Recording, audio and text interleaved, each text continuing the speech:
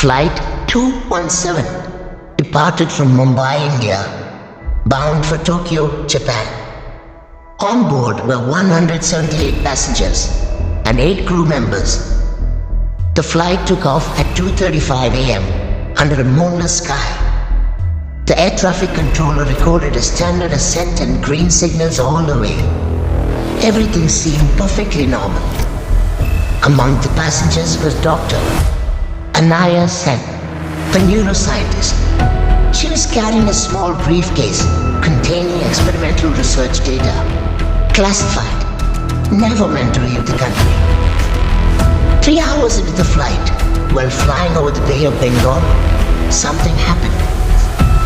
The plane suddenly shook violently, more than what turbulence could explain.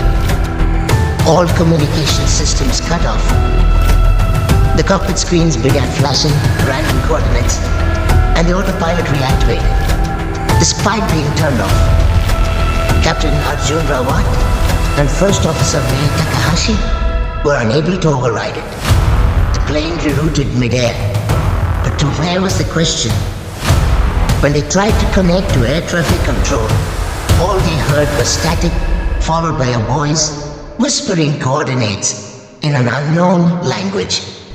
Oxygen mask dropped, even though the cabin pressure was normal. A few passengers fainted. Some started hallucinating. One old man shouted, "We're going back to where they came from."